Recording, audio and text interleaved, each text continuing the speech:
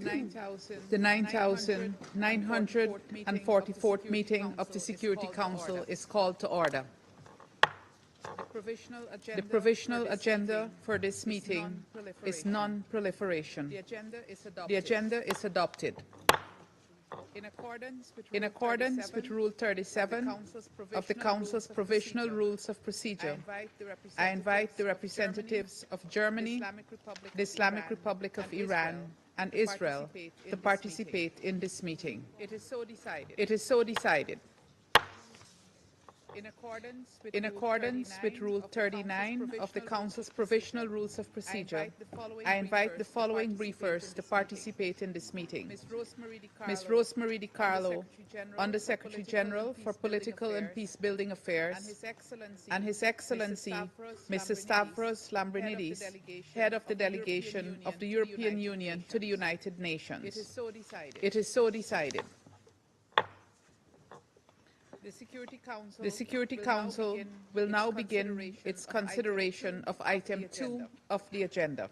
I wish to draw the attention of Council members to document S/2025/335, a letter dated 28th of May 2025 from the President of the Security Council, acting in the absence of a facilitator for the implementation of Resolution 2231, addressed to the President of the Security Council, and document S/2025/397, the 19th report of the Secretary General on the implementation of Security Council Resolution 2231. At this meeting, the Council will hear briefings by Ms. Rosemary DiCarlo, His Excellency Mr. Stavros Lambrinidis, and Ambassador Samuel Zogar, Permanent Representative of Slovenia, in his capacity as Security Council Facilitator for the implementation of Resolution 2231. I now give the floor to Ms. Rosemary DiCarlo. Madam President, thank you for the opportunity to brief the Council on the Joint Comprehensive Plan of Action and the implementation of Resolution 2231. As the Secretary General noted in his latest report, with less than 4 months left until the termination of its provisions, the objectives of Resolution 2231 and those of the JCPOA have yet to be fully realized. This is regrettable. The JCPOA was adopted in 2015 to ensure that the Islamic Republic of Iran's nuclear program would be exclusively peaceful. It included sanctions relief, nuclear program restrictions, and monitoring and verification. The JCPOA has faced many challenges since its inception, including the withdrawal of the United States from the agreement in 2018 and Iran's withdrawal from some of its commitments, as outlined in the plan. Still, over the last few months, JCPOA participants increased their efforts to identify a way forward for full implementation of the plan. In addition, Iran and the United States engaged in 5 rounds of bilateral talks facilitated by Oman. Regrettably, neither of these initiatives produced a way forward to ensuring the peaceful nature of Iran's nuclear program. The military escalation between Israel and Iran since 13 June and United States airstrikes on Iran's nuclear facilities on 21 June complicated prospects for achieving full implementation of Resolution 2231. Iran strikes yesterday on a base in Qatar, an action which the Secretary General condemned, further exacerbated insecurity in an already tense region. Madam President, earlier today, the Secretary General welcomed the announcement by the United States, in coordination with Qatar, of a ceasefire agreement between Israel and Iran, and urged them to respect it fully. This is a significant achievement that potentially pulls Iran, Israel, and the region back from the brink. The people of Iran and Israel have already suffered too much. According to the Iranian Ministry of Health, since the start of the conflict, at least 606 people have been killed, with 107 killed in the past 24 hours and 5,332 injured. According to Israeli authorities, 28 people were killed and 1,472 were injured during the conflict. Madam President, in its quarterly report of 31 May 2025, the International Atomic Energy Agency observed that the significantly increased production and accumulation of highly enriched uranium by the Islamic Republic of Iran was of serious concern. The IAEA reiterated that its verification and monitoring activities related to the JCPOA have been seriously affected by the cessation of implementation by Iran of its nuclear-related commitments under the plan.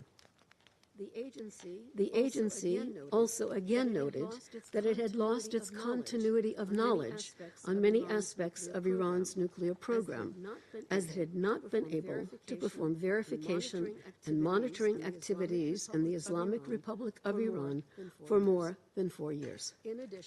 In addition, the IAEA noted it was unable to verify the total stockpile of enriched uranium in the country and had not done so since February 2021.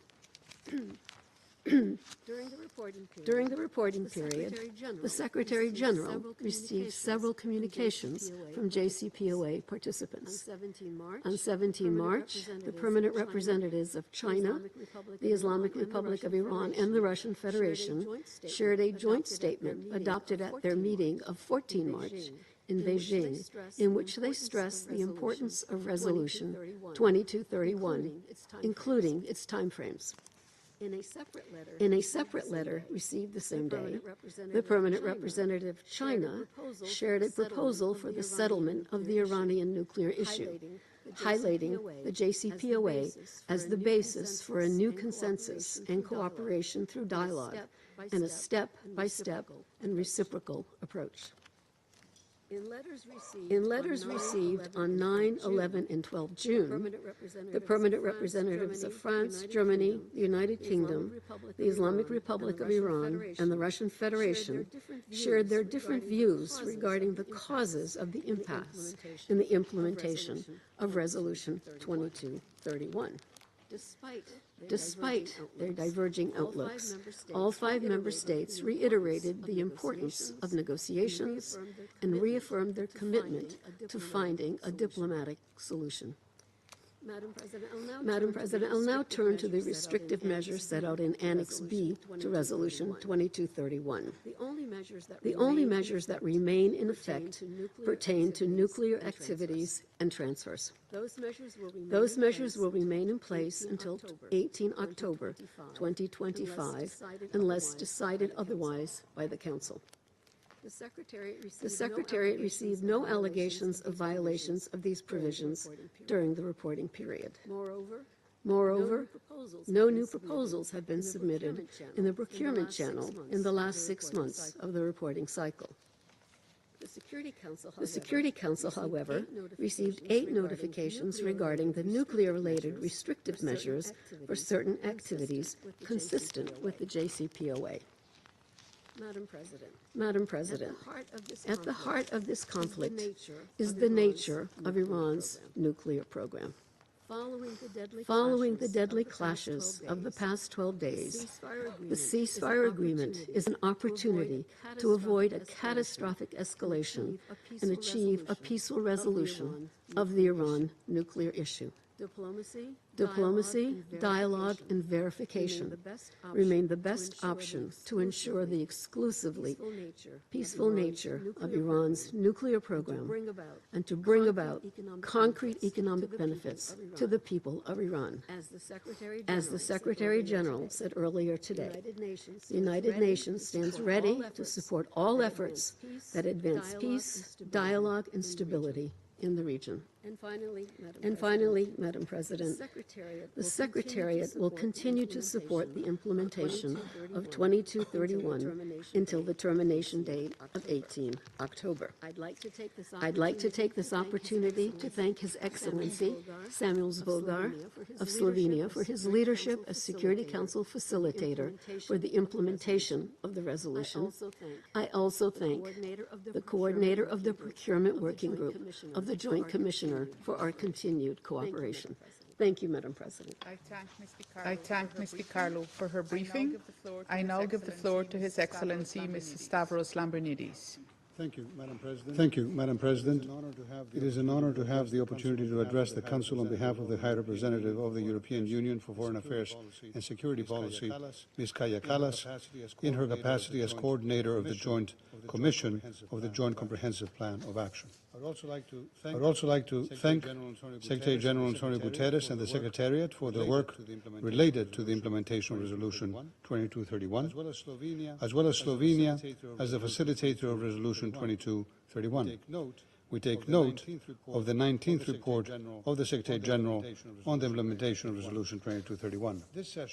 This session takes place under most serious circumstances, with a dangerous cycle of escalation following military action against nuclear-related sites in Iran. In view of this, the UN Secretary General on Sunday stated in this Council that there is a growing risk that this conflict could rapidly get out of control, with catastrophic consequences for civilians, the region and the world. We welcome the announced ceasefire and urge all sides to effectively implement it.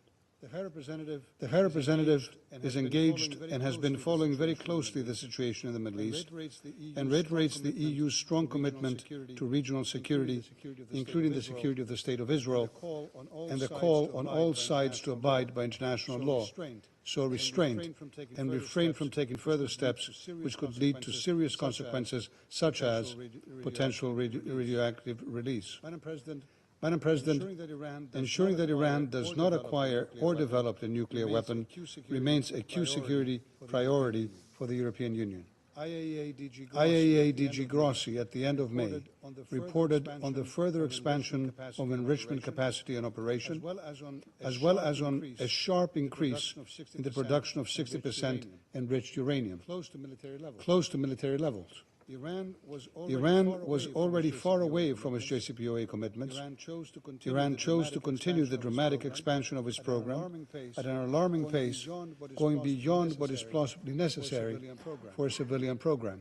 In the special session of the IAEA Board of Governors on 23 June, DG Grossi raised the need to account for the stockpile of highly enriched uranium following the events of the last days. Moreover, it has been more than 4 years that the agency has not been able to perform all JCPOA-related monitoring activities and has therefore lost the continuity of knowledge as regards several key components of the nuclear program of Iran. We continue to recognize that Iran has faced and continues facing very serious negative economic consequences following the U.S.'s withdrawal from the JCPOA and the reimposition of previously lifted U.S. unilateral sanctions. The U.S. has also gradually imposed additional sanctions linked to the nuclear program. Many efforts have been made to preserve the JCPOA, notably when the High Representative put forward a compromise text, laying down the necessary steps needed for the U.S. to return to the JCPOA and for Iran to resume the full implementation of its commitments. These efforts did not lead to the expected results, and we are now in the current situation. Madam President, in 4 months from now, the Security Council will no longer be seized of the Iran nuclear issue under Resolution 2231, and we urgently need to come back to a diplomatic solution. Let us be clear in what will be the last session in this format under UNSCR 2231. A lasting solution to the Iranian nuclear issue can only be through a negotiated deal, not military action. A fully functioning nuclear deal will be conducive to the stabilization of the whole region. Last Friday, as part of an intense diplomatic engagement, EU High Representative Kallas, together with the foreign ministers of France, Germany, and the United Kingdom, met with the Iranian foreign minister in Geneva. They reiterated the long-standing concerns about Iran's expansion of its nuclear program, and they discussed avenues towards a negotiated solution. The matter can only be addressed in a sustainable manner with the adequate involvement of the international community. Moreover, the IAEA is and should remain the sole impartial and independent international organization to monitor and verify the implementation of Iran's nuclear non-proliferation commitments. Diplomacy, Madam President, must prevail. The European Union High Representative will continue to contribute to all diplomatic efforts to reduce tensions and to find a lasting solution to the Iran nuclear issue. Thank you. I thank His Excellency Mr. Lambrinidis for his briefing. I now give the floor to Ambassador Samuel Zogar. Thank you, Madam President. I'm speaking in my capacities as the Security Council's appointed facilitator for the implementation of Resolution 2231.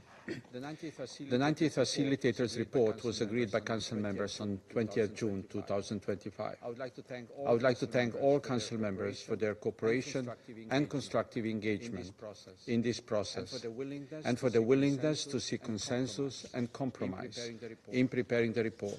As this is Slovenia's first report as facilitator since taking up the role on 29th May 2025, I'm especially grateful for everyone's kind support and the extra flexibility shown due to resulting time constraints. The report provides a factual account of the activities related to the 2231 format of the Security Council, which took place from 14th December 2024 to 23rd June 2025. It includes several subsections, namely the summaries of activities, monitoring the implementation of the resolution, relevant communications, key aspects of the workings of the procurement channel, as well as transparency, outreach and guidance. You may refer to the report for details, but I wish to mention the following key aspects. First, one meeting of the Council in the 2231 format was held during this reporting period. The meeting was held on 23rd June 2025, and representatives of the Security Council discussed the findings and recommendations contained in the 90th report of the Secretary-General on the implementation of Resolution 2231 prior to its public release. Under-Secretary-General DiCarlo has already referred to this report in her statement. Second, during the reporting period, a total of 19 notes were circulated within the 2231 format. In addition, a total of 10 official communications were sent to Member States and the coordinator of the Procurement Working Group of the Joint Commission, and a total of 10 communications from Member States and the coordinator were received. Among the communications circulated were the two regular quarterly reports issued by the International Atomic Energy Agency in February and May 2025. The key aspects of these agency reports are duly reflected in my report. The IAEA plays an important role in the verification and monitoring of nuclear activities in the Islamic Republic of Iran, as requested under Resolution 2231. The IAEA's work provides confidence for the international community that the nuclear program of the Islamic Republic of Iran is for exclusively peaceful purposes, in accordance with the modalities set out in the JCPOA. The reports of Director General play a significant role in this regard. Thirdly, I report that no new proposals were submitted to the Security Council through the procurement channel during the reporting period. The procurement channel represents a key transparency and confidence-building mechanism under the JCPOA. It remains operational, and the Procurement Working Group stands ready to review proposals. Madam President, we are approaching the termination day of Resolution 2231 in October, and this may be the last report in this framework. I reiterate that the Joint Comprehensive Plan of Action, as endorsed by this Council through Resolution 2231, has been the best available option to ensure that the Iranian nuclear program remains exclusively peaceful. The 2231 format is obviously facing a challenging environment, and the situation in the region is unfolding, as exemplified also by numerous letters submitted to the Security Council President in the last couple of weeks. I firmly believe, however, that through dialogue and multilateralism, we can make the utmost effort in ensuring that the plan and Resolution 2231 are implemented efficiently, effectively, promoting mutual trust and cooperation. In this regard, we hope for diplomatic efforts to find a way forward. Madam President, finally, I would like to state that as facilitator, I will do my utmost to support the implementation of Resolution 2231 and the JCPOA, which underpins it. My team and myself will continue to work closely with all Council members in an impartial and transparent manner to meet our shared responsibility. I look forward to further strengthening our dialogue and cooperation for the remainder of our mandate. Thank you. I thank Ambassador Zogar for his briefing. I will now give the floor to those Council members who wish to make statements. I give the floor to the representative of the United States. Thank you, Madam President. And thank you, Undersecretary General Rosemary DiCarlo and Ambassador Stavros Lambrinidis for your briefings. As we reflect today on the conclusions of the Secretary General's final report on the implementation of Resolution 2231, Iran continues to openly violate its UN obligations. Tehran has sustained its provision of arms to the Houthis in Yemen and Hezbollah in Lebanon, both in violation of UN Security Council resolutions. Moreover, Iran did not comply with relevant 2231 provisions when they were in place, as evidenced by hundreds of drones it transferred to Russia in 2022 for use in attacks against Ukraine. Iran's failure to uphold its non-proliferation obligations has prolonged conflicts and perpetuated instability across the Middle East and beyond for many years. The International Atomic Energy Agency's most recent report on verification and monitoring in Iran, in light of UN Security Council Resolution 2231, demonstrates plainly that Iran continued to accelerate its nuclear activities without any credible civilian justification. On June 12th, the IAEA Board of Governors found Iran in non-compliance for its many failures to uphold obligatory nuclear safeguards. It is regrettable that certain members of this Council have opted to turn a blind eye to, if not encourage, Iranian noncompliance. The United States will not turn a blind eye to Iran's noncompliance and ongoing threat to regional stability.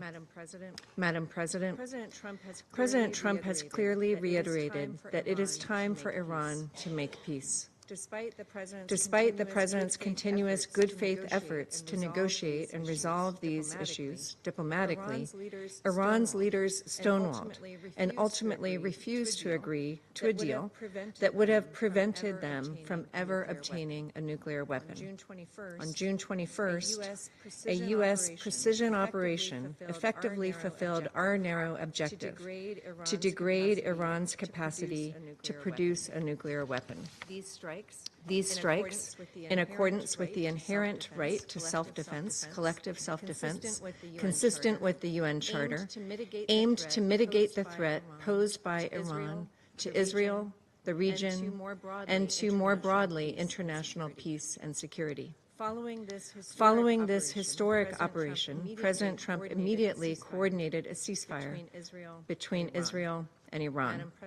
Madam President, in this critical moment, we must all urge Iran to seize this opportunity for peace and prosperity and abide by its international obligations. I thank you. I thank the representative of the United States for her statement, and I give the floor to the representative of Slovenia. Madam President, thank you. I wish to thank the Undersecretary General DiCarlo for her briefing and also for nice words addressed to me and my team as facilitators of the implementation of the 2231 resolution. And I want to thank also the representative of the European Union for his insights. Madam President, JCPOA is undoubtedly one of the greatest achievements of multilateralism of the past decade. A unified position amongst the key actors was a decisive factor. It brought about a robust regime that comprehensively addressed a pressing international security issue. Regrettably, it suffered its share of tough trials and setbacks in recent years. To our regret, the U.S. withdrew from it, and Iran gradually made several steps away from its JCPOA commitments. Slovenia remains deeply concerned by the continued alarming expansion of Iran's nuclear program. The re-establishment of Iranian constructive engagement with the IAEA is key and will help Iran to regain the international community's confidence about its nuclear activities. We have consistently condemned Iran's unacceptable disregard for its non-proliferation obligations, including the IAEA Safeguard Agreement. Slovenia has zero tolerance for nuclear proliferation. However, Slovenia has also zero tolerance for attacks against nuclear infrastructure anywhere. Madam President, the Iran nuclear file is on a decidedly wrong path, and we urgently need a change of pace. We welcome the announcement of a ceasefire, which is an important step towards restoring stability in the region. We join the calls to both parties to respect it. Madam President, this is potentially the last regular Council meeting about the implementation of JCPOA and Resolution 2231. It seems like an era is coming to a close, and it is uncertain what the ensuing era will bring. The latest developments in the region add the unpredictability and raise questions about the future of not only Iran, but the whole region and the nuclear non-proliferation architecture. One thing is certain, though. As October and the Termination Day are approaching, it is important to recall that JCPOA's objectives remain valid. We need diplomacy, and we need it now. Thank you, Madam President. I thank the representative of Slovenia for his statement, and I give the floor now to the representative of Sierra Leone. Thank you, Madam President. Thank you, Madam President.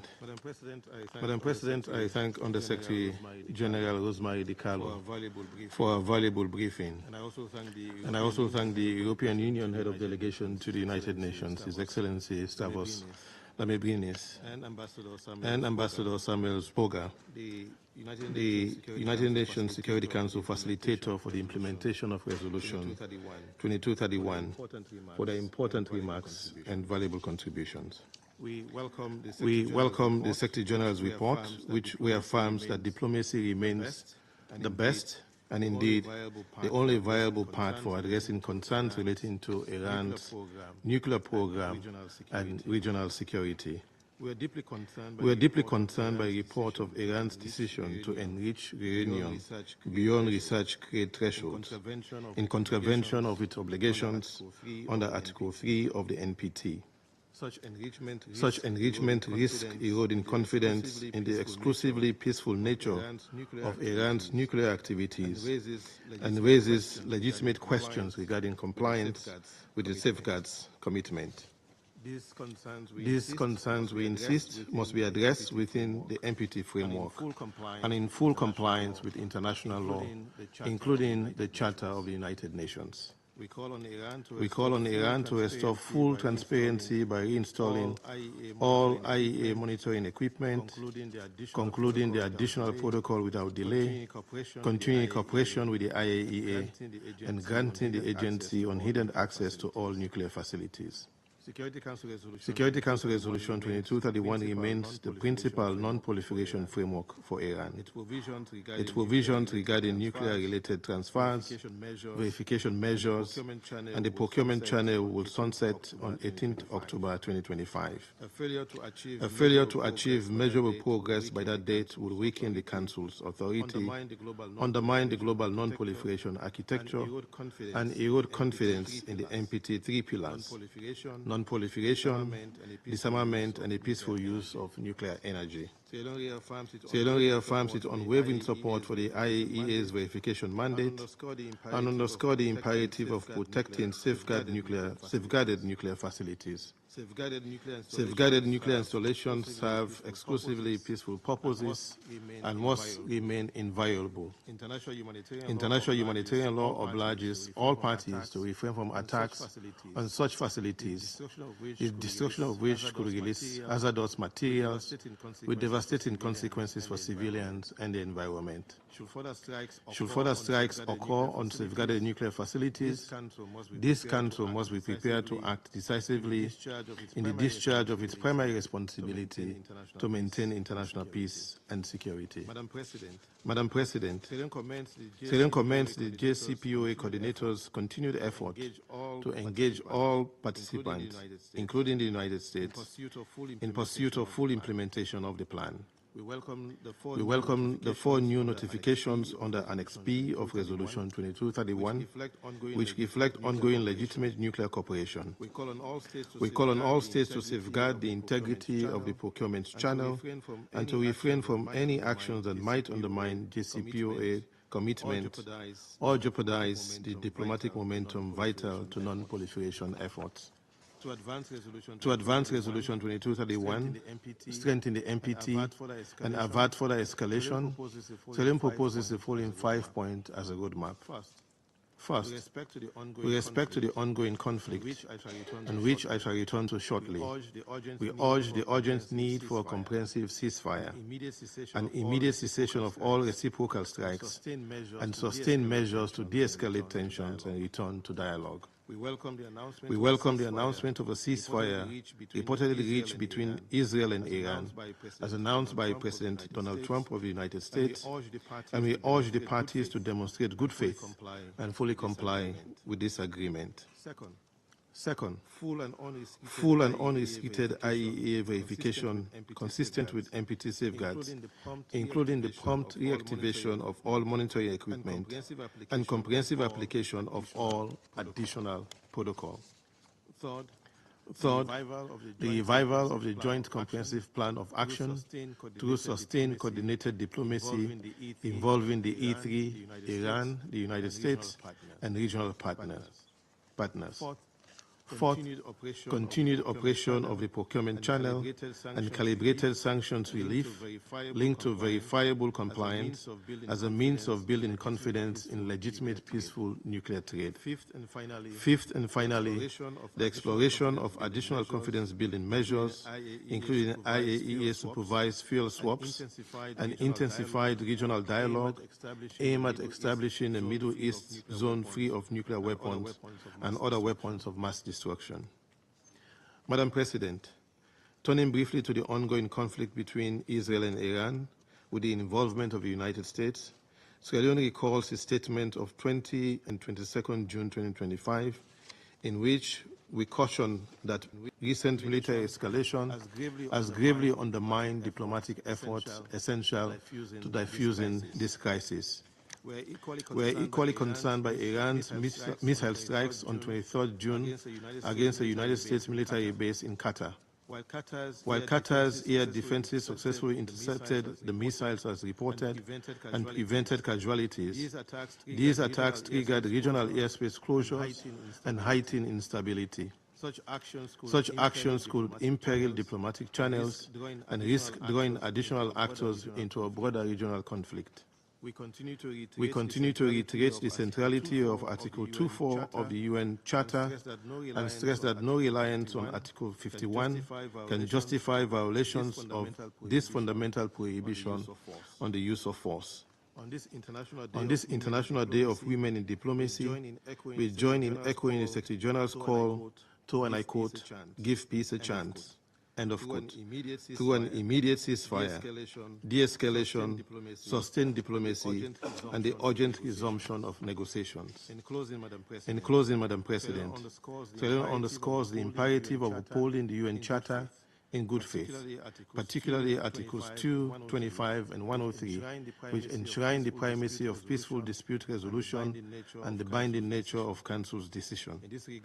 In this regard, with the sunset of Resolution 2231 looming on 18th October 2025, the clock is ticking. Member States must now rise to the challenge and demonstrate the statecraft demanded by the Charter's obligation. This moment must be seized to reinforce the global non-proliferation regime, advance disarmament, facilitate peaceful nuclear cooperation, and reaffirm our collective commitment under the NPT. The alternative is simply unthinkable. I thank you. I thank the representative of Sierra Leone for his statement, and I give the floor to the representative of Somalia. Thank you, Madam President. Thank you, Madam President. At the outset, we would like to thank Under Secretary General DiCarlo and Ambassador Zogar and Lambrinidis for their briefings. We appreciate their continuing efforts to support the implementation of Resolution 2231 of 2015 and the Joint Comprehensive Plan of Action, JCPOA. We take note of the Secretary General's 19th report on the implementation of Resolution 2231 of 2015 and the Joint Commission's report on the status of the Procurement Working Group decisions. Madam President, Resolution 2231 and the Joint Comprehensive Plan of Action represent significant achievements of multilateral diplomacy, and we continue to view them as vital pillars for regional and international peace and security. We note with concern the findings of the Secretary General's 19th report and the facilitated 6-month report, which highlight the ongoing challenges facing the full implementation of the JCPOA.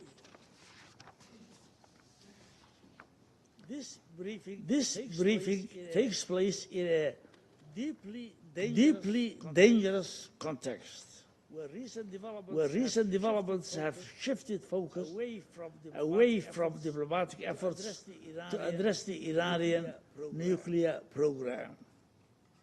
The evolving political landscape in the Middle East underscores the critical importance of Resolution 2231 in preventing further escalation and weapons of mass destruction, proliferation in the region. Madam President, Somalia welcomes the recent ceasefire between Israel and Iran and urge all parties to fully respect and abide by it. This development is a positive step towards reducing tensions in the region and demonstrates the potential for diplomacy even in challenging circumstances. Our delegation encourages all stakeholders to exercise maximum restraint and to avoid actions that could further escalate tensions. We are particularly concerned by the humanitarian consequences of recent escalations, which have resulted in the loss of civilian lives and damage to critical infrastructure. Our delegation echoes the Secretary General's call for immediate de-escalation and urge all parties to prioritize diplomacy and dialogue over confrontation. Somalia acknowledges the divergent perspectives among Council members and the JCPOA participants regarding the causes of the current impasse. We believe that mutual respect, patience, and a genuine commitment to dialogue are essential to overcoming these differences. The international community must remain united in its support for the peaceful resolution of disputes and the preservation of the non-proliferation regime. As the expiration date of Resolution 2231 approaches, we encourage all member states to continue engaging constructively and transparently in support of the JCPOA. Madam President, Somalia believes that a balanced approach which addresses the concerns of all parties is essential to resolving the current situation. To conclude, Somalia reiterates its unswerving support for the JCPOA and Resolution 2231. We call upon all parties to redouble their diplomatic efforts to address outstanding issues in good faith, and to work collectively towards a peaceful and a sustainable solution that enhances security for the region and the world.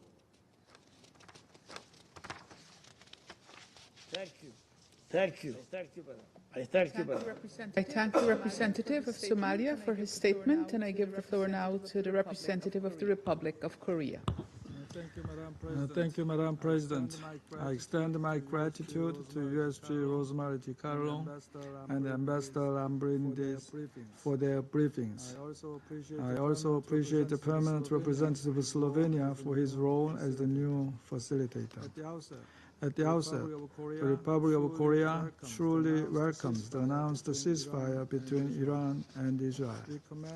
We commend the parties concerned for exercising restraint and choosing the path of de-escalation at a perilous moment when conflicts could have further escalated. As the Secretary General has rightly pointed out in this chamber, the core issue underlying this conflict is the nuclear question.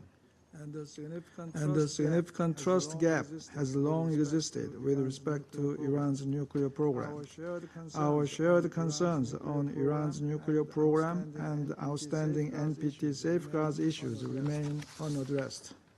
The latest IAEA reports have indicated Iran's continuous and rapid expansion of its uranium enrichment activities, and the IAEA Director General's comprehensive assessment has concluded that the agency is not in a position to verify that Iran's nuclear program is exclusively peaceful. Consequently, the IAEA Board of Governors adopted a resolution on Iran's outstanding safeguard issues. Madam President, as a result of this persistent trust gap, which Iran has long dismissed and failed to properly address, we have witnessed a military conflict unfold over the past 12 days, which has been a source of grave concern for us. We now find ourselves entering a new phase. Nevertheless, we note that even after the ceasefire, the limited availability of relevant information is causing considerable uncertainty. This uncertainty makes it challenging to accurately assess the situation on the ground and to consider the appropriate path forward. And precisely because of such uncertainties, our objective as embodied in Resolution 2231 remains unchanging. We have consistently worked to ensure the exclusively peaceful nature of Iran's nuclear activities. To this end, it is critical that the IAEA's monitoring and verification activities continue without hindrance. As a first step, we therefore expect Iran to fully guarantee the IAEA's unhindered access in the aftermath of the ceasefire. This will also enable the agency to promptly resume its monitoring and verification activities in Iran in accordance with its mandate on nuclear safety, security, and safeguards.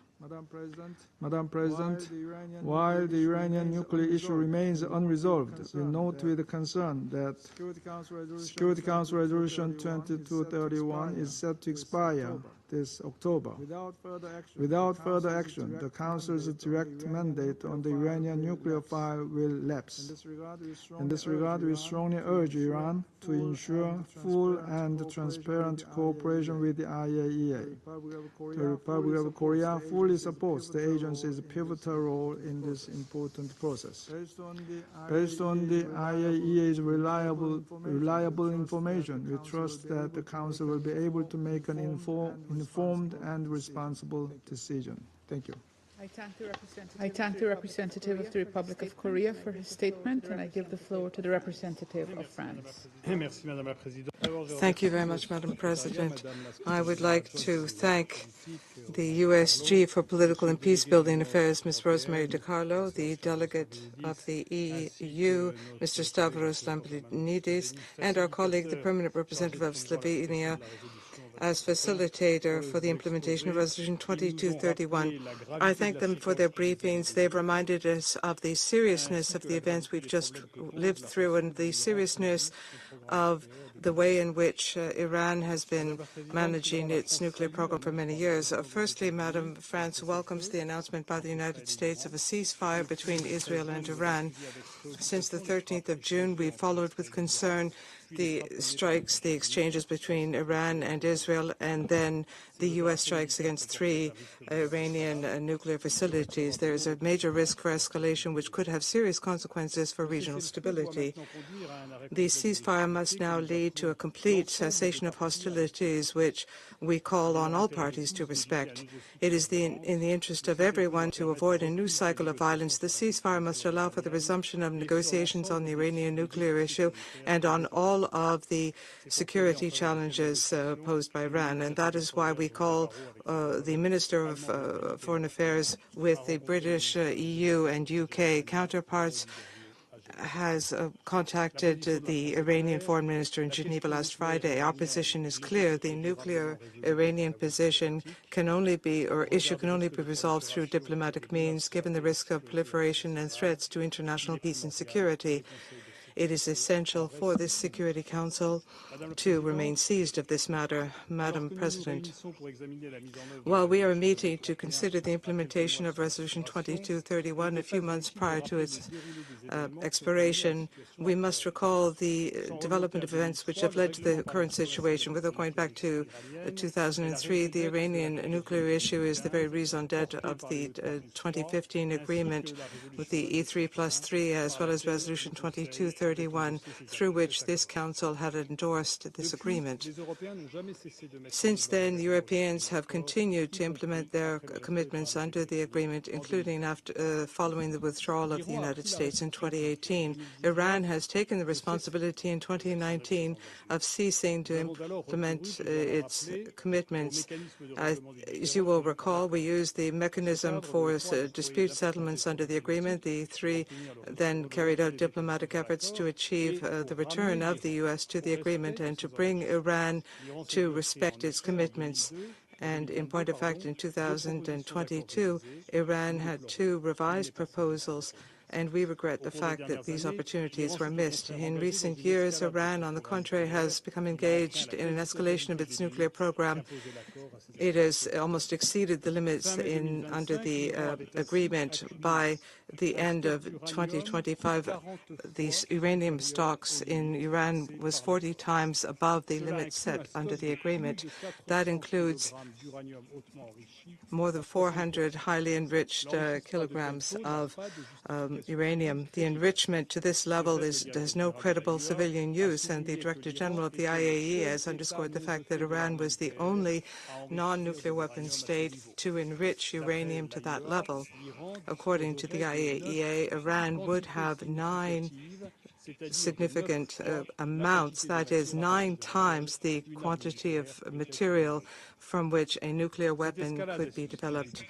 This escalation has led to serious doubts about the nature of the Iranian nuclear program, and the Director General of the IAEA himself has said that he was not in a position to guarantee the peaceful nature, and a resolution adopted on the 12th of June by the Board of Governors acknowledged the violation of that agreement by Iran. Over the years, Iran has at the same time pursued its ballistic missile program, which could be used as a vector for nuclear weapons. Iran has refused any substantial cooperation with the EU, and it has removed the monitoring equipment that was established and removed their accreditation, the accreditation from some of the experts. Because of these obstacles, the agency no longer has continued knowledge of all of the Iranian nuclear programs. Iran has multiplied its disturbing threats to leave the NPT. We would call on Iran to resume full cooperation with the agency, and in particular to allow for access as soon as possible to its nuclear facilities. It is essential for the agency to determine that the uranium stocks have not been moved, and we express our support for the Director General of the IAEA and for the teams carrying out their activities with professionalism and impartiality. Access by Iran to nuclear weapons would threaten international and regional peace and security. It endangers the integrity of the non-proliferation regime. Namely, the Iranian issue continues to deserve the concern of the Council. On the 18th of October, 2025, Resolution 2231 will come to an end. We call on Iran to return to dialogue so that we can find a robust, verifiable, and lasting diplomatic solution responding to all legitimate concerns of the international community on the Iranian nuclear program. France, with the EU and the E3 in close cooperation with the United States, will remain mobilized to that end, and we are determined to conclude an agreement which will take account of the non-proliferation regime, regional stability, and European security interests. France and its EU partners will remain mobilized under Resolution 2231, the snapback provision, if such an agreement were not to be found by the summer. Since 2003, we have sought a diplomatic solution to guarantee in the long term the possibility of Iran not having a nuclear program. That remains our priority. Thank you. The representative of France for his statement, and I give the floor to the representative of Panama. Gracias, Presidenta. Thank you, Madam President. We greet and thank the USG for Political and Peace-Building Affairs, Ms. Rosemary DiCarlo, the head of delegation of the EU to the United Nations, Mr. Stavros Lambrinidis, and the facilitator for the implementation of Resolution 2231 at the Security Council, Ambassador Samuel Zogar. We've heard with interest and hope the announced intentions for a ceasefire between Israel and Iran. We believe that this possibility will be a valuable opportunity for reducing tensions and for creating room for dialogue and peace. We hope that this ceasefire will be the first step towards broader negotiations, which will lead to progress and lasting solutions and contribute to stability for the entire region. Panama takes note of the report introduced by the facilitator on the implementation of Resolution 2231, and we are grateful for his efforts in preparing the report. At the same time, we have carefully read the 19th report of the Secretary General, and we share his concern at the critical regional situation which currently surrounds the Joint Comprehensive Plan of Action. We acknowledge the value of multilateral nuclear agreements and see them as essential pillars for international peace and security. The JCPOA was undoubtedly one of the greatest achievements of multilateralism in the field of non-proliferation. To take up this mechanism and to give it yet another chance is to reaffirm our commitment to diplomacy.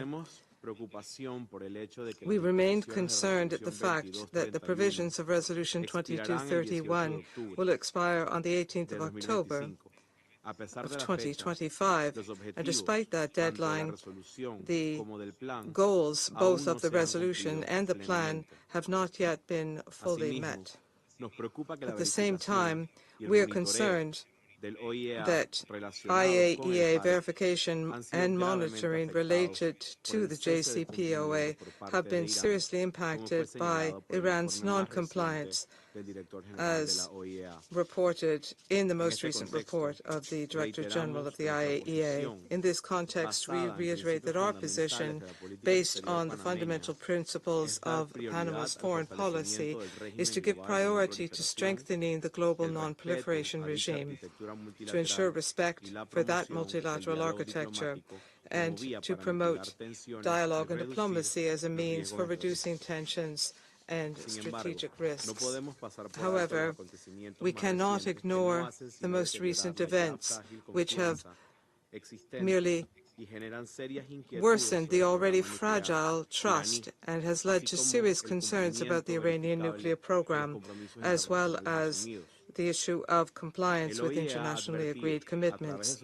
The IAEA has warned in its resolutions that attacks on nuclear facilities represent a significant risk because it could lead to the release of radioactive material. At this critical juncture, we appeal to Iran to allow the monitoring and verification of its facilities by the personnel of the IAEA. It is also essential to understand the magnitude and the scale of damage caused by the most recent attacks. We agree with the views expressed by the Director General of the IAEA, Rafael Grossi, and I quote, "Establishing the facts on the ground is a prerequisite for any agreement, and that can only be achieved through IAEA inspections," close quotes. At the same time, we urge Iran to comply fully with its commitments under the Nuclear Non-Proliferation Treaty, as well as the Safeguards Agreement and the provisions of Resolution 2231 by this Council, particularly given the possibility that enriched uranium has been moved without due IAEA supervision. We cannot allow a weakening in the non-proliferation architecture. That architecture has provided greatest guarantees for international stability and security and significantly reduced the risk of nuclear weapons becoming a source of confrontation or conflict. In this context, it is urgent for the parties to resume negotiations and to make full use of the Joint Comprehensive Plan of Action, Resolution 2231 of this Security Council, as well as of bilateral mechanisms established to make progress towards regional and global stability and security. Thank you. I thank the representative of Panama for his statement, and I give the floor to the representative of Algeria. Madam President, I thank you as DiCarlo and Ambassadors Zogar and Lambrinidis for their comprehensive briefings.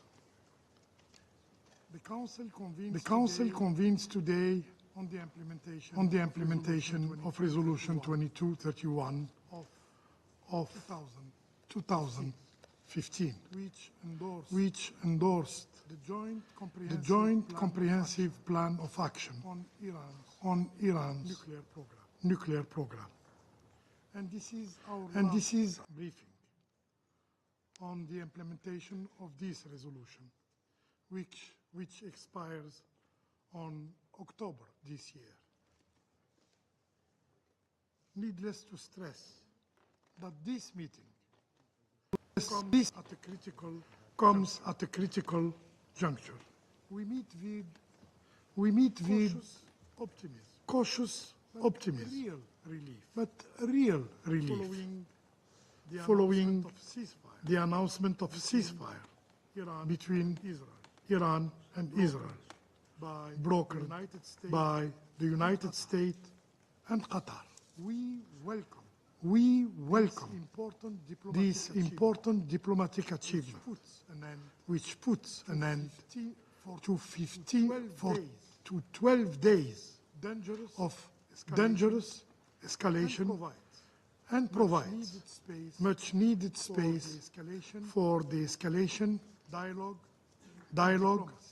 and diplomacy.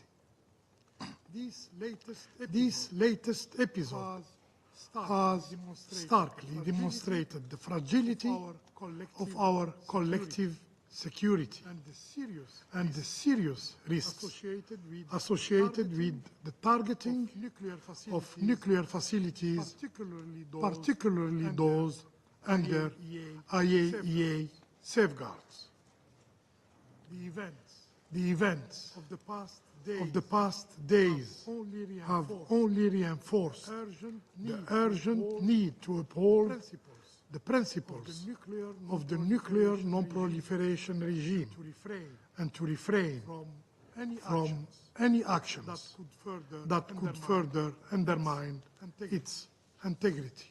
Madam President, while this ceasefire represents really a positive development, it also serves as a reminder of the critical importance of respecting international legal norms, including those enshrined in the IAEA safeguard system.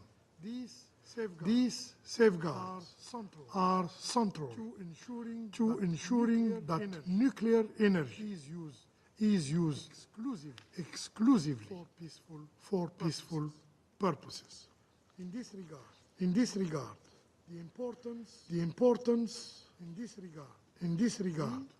we reiterate the importance of the full and balanced implementation of the JCPOA by all parties. Should I add including its provisions related to the lifting of sanctions. It remains a key component and offers a practical framework for addressing concerns related to Iran's nuclear program through dialogue, transparency and verification. As the Secretary General of the United Nations stated in his report, diplomacy remains the best and only way to address concerns regarding Iran's nuclear program and regional security issues. About the regional security issues, may I underscore the urgency of establishing a zone free of nuclear weapons and all other weapons of mass destruction in the Middle East. Such a zone would represent a major step forward for regional and international peace and security. In this context, we recall Security Council Resolution 487, which called on Israel to place its nuclear installation under IAEA safeguards more than 4 decades later. This call remain ignored, unanswered, and fulfilled. Madam President, to conclude, the announced ceasefire provides a valuable opportunity to reinforce the norms that underpin the global non-proliferation regime without selectivity, without double standard. Algeria stands ready to work with all partners to uphold international law and to strengthen the integrity of the global non-proliferation regime, a cornerstone of our shared security. I thank you. Thank the representative of Algeria for his statement, and I give the floor to the representative of the Russian Federation. Madam President, we thank Mrs. Secretary General Rosemary DiCarlo and Security Council Facilitator for the implementation of Resolution 31, the Permanent Representative of Slovenia, Stavros Zogar, and we also congratulate our Slovenian colleagues on the unanimous adoption of the 6-month report of the facilitator and count on their continued efforts to support the activities under the 2231 format until its scheduled conclusion in October 2025. We've listened to the head of delegation of the EU, Stavros Lambrinidis. Madam President, in the night of June 12th to 13th, member states of the parties to the NPT carried out unprovoked aggression, bringing the world to the brink of nuclear disaster. The Russian Federation strongly condemns the attacks on Iran, including its peaceful nuclear infrastructure, which is subject to IAEA safeguards. The actions of the U.S. and Israel directly violated the UN Charter, Security Council resolutions, including 487 and 2231, which we're discussing today, as well as the Charter of the IAEA and relevant resolutions of the IAEA General Conference. They constitute a direct and very dangerous challenge to the authority of the NPT, especially Iran's right guaranteed under Article 4 of the treaty to use nuclear energy for peaceful purposes, including uranium enrichment. And this was a major blow to the non-proliferation regime. And all of these actions were carried out by two states, one of which is a depositary of the NPT, while the other, for decades, has refused to accede to this crucial element of international security and has refused to subject its nuclear activities to IAEA safeguards. By the way, we are a bit surprised at Israel's request to take part in our meeting, which is taking place under the agenda item non-proliferation. We would like to believe that this decision hints at a potential accession of this country to the NPT, which the entire world would love to see. Colleagues, attacking Iranian infrastructure, including enterprises involved in the nuclear fuel cycle, creates a real threat of radiological consequences, which could affect not only Iranians but the entire Middle East. All of this, unfortunately, again, happened not just with the tacit consent, but with the approval of the UK, France, and Germany, which continue to consider themselves full-fledged parties to the JCPOA. Their assurances of their commitment to a diplomatic solution to the Iranian nuclear program inspired little confidence before, but currently they're absolutely impossible to take seriously. Judge for yourselves that first these countries deliberately refuse to uphold their obligations under the nuclear deal by not providing the necessary conditions for ensuring economic benefits from the lifting of European sanctions against Iran, which were in effect till 2015. And then they followed in the footsteps of the U.S., which withdrew from the JCPOA in 2018, and renewed their unilateral sanctions pressure on Tehran, thus precluding any prospect of a full restoration of the JCPOA, toward which our Iranian colleagues have repeatedly expressed their openness. At the same time, Berlin, London, and Paris attempted to portray Iran's legitimate retaliatory measures, which they themselves, Berlin, London, and Paris, provoked, as unleashing some imaginary Iranian nuclear threat. They repeatedly attempted to undermine the cooperation between Iran and the IAEA Secretariat, which included efforts to settle unresolved questions. And even in spite of that, Iran remained and remains the most rigorously verified state out of all the members of the IAEA. And the Director General of the IAEA's reports clearly indicate the lack of any proliferation risk.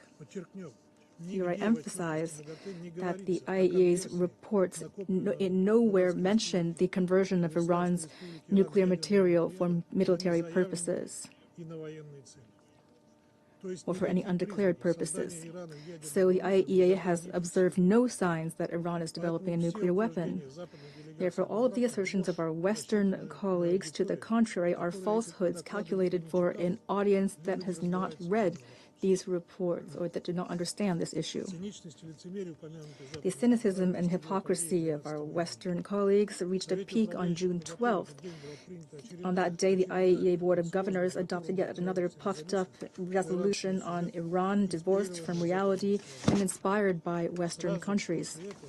Immediately afterward, Israel carried out strikes against Iran's peaceful nuclear sites. A week later, the sovereign territory of Iran was attacked by the U.S. And this demonstrates that this 1-2 punch was agreed upon ahead of time. The UK and France, which claim to be champions of diplomacy, rushed to defend the aggression of West Jerusalem and Washington. As a result, last Sunday, we witnessed another attempt to legitimize the use of force in contravention of the UN Charter and strikes on peaceful nuclear facilities in violation of the IAEA Charter and all norms of nuclear safety and security. And German Chancellor Friedrich Merz even made so bold as to cynically remark, as he already mentioned, that Israel is doing the Europeans' dirty work. And these are the actual words of a head of government of a state party to the JCPOA. We must not forget that West Jerusalem began its operation 2 days before a scheduled round of Iran-U.S. talks on the nuclear issue, mediated by Oman, with the clear intention of sabotaging this process. Against this backdrop, the Western trio even had the audacity to call not for Israel and the U.S., but for Tehran, the victim of aggression, to return to the negotiating table.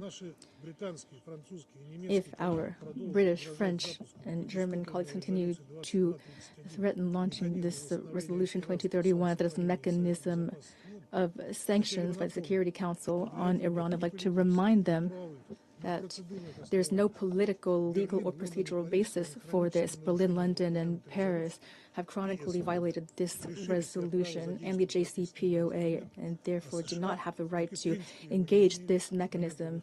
And the U.S. no longer has any basis to do so since it withdrew from the agreement. The Vienna mechanism for dispute settlement still has not been engaged.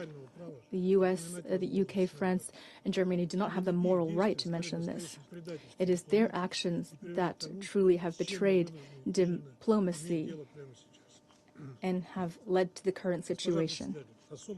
Madam President, special responsibility in this regard lies with the IAEA and its Secretariat, given the infringement by Israel and the U.S. on the global nuclear non-proliferation regime, which forms the basis for the NPT. The Directorate General and his colleagues are obligated to uphold their mandate as well as resolutions of the General Conference 444 and 533.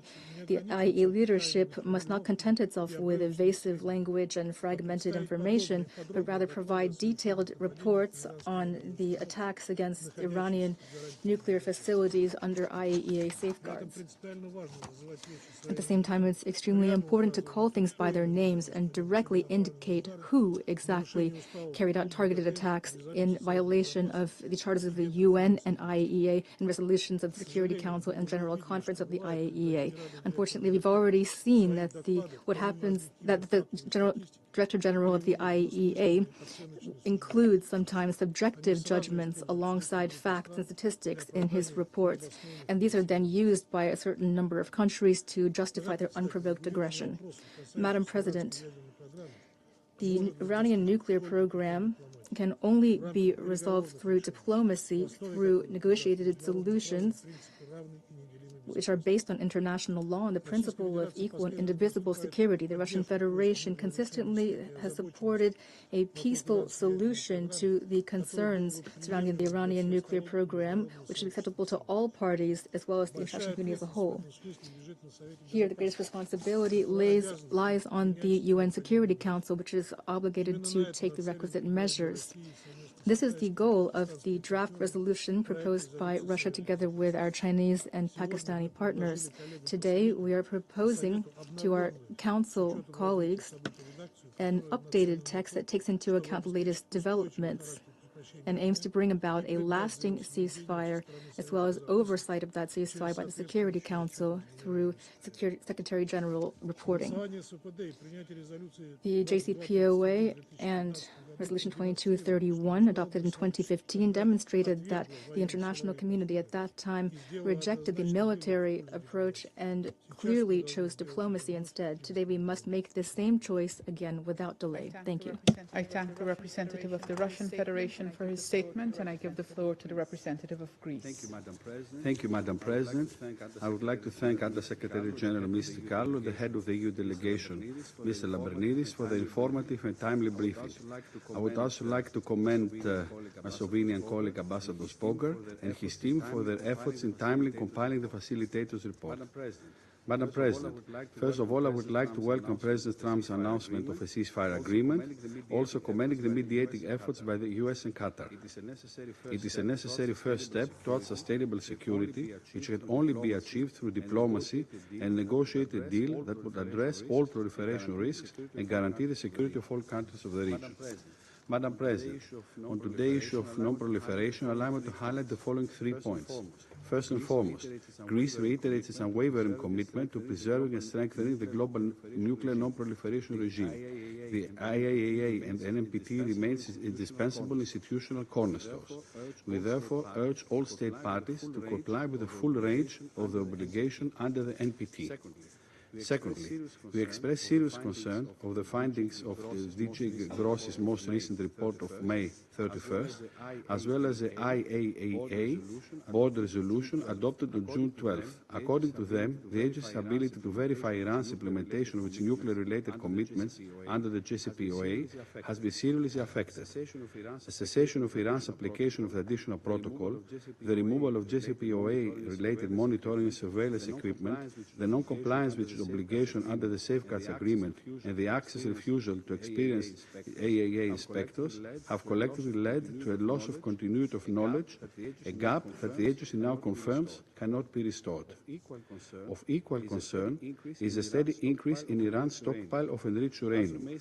As of May 17, and since late February, Iran's total enriched uranium stockpile has been considerably increased and reached up to 60%. This is deeply alarming for a non-proliferation perspective, as there is no credible civilian use for uranium enriched to this level.